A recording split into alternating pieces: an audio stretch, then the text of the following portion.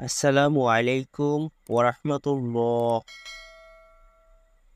আশা করি আল্লাহ রব্বুল আলামিনের অশেষ মেহেরবানিতে আপনারা সকলেই ভালো আছেন।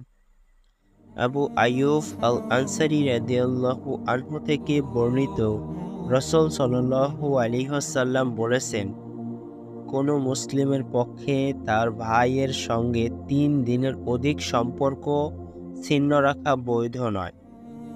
পথে ঘাটে দুজনের সাক্ষাৎ ঘটলে একজন এদিকে মুখ ফিরিয়ে অন্যজন ওই দিকে মুখ ঘুরিয়ে থাকে, তবে তাদের মধ্যে সেই ব্যক্তি উত্তম যে প্রথমে সালাম দেয়।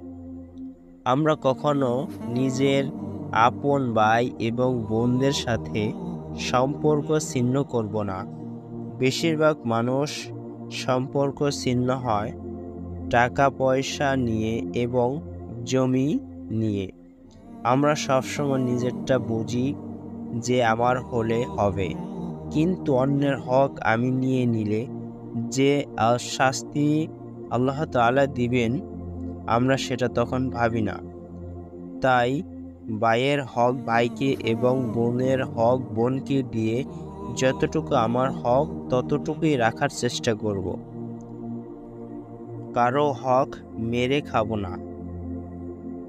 আর সবসময় চেষ্টা করব আত্মীয়দের সাথে যেন সুসম্পর্ক থাকে। আল্লাহ তাআলা আত্মীয়তা ছিন্নকারীদের অভিশপ্ত করেছেন, আর তারা কখনোই জান্নাতে যেতে পারবে না। আমরা সর্বদা সবসময় আত্মীয়দের সাথে সুসম্পর্ক রাখব, আর বেশি বেশি কোরআন ও হাদিস পড়ার চেষ্টা করব।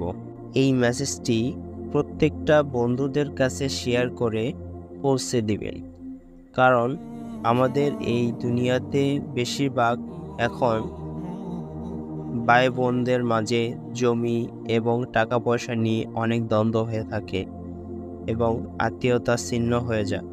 আল্লাহ তাআলা আত্মীয়তা ছিন্নকারীদের অভিশাপ দেন এবং তারা কখনো জান্নাতে যেতে পারবে না। চ্যানেলটিতে নতুন হয়ে থাকলে একটি লাইক এবং সাবস্ক্রাইব করে দিবেন। ধন্যবাদ সবাইকে।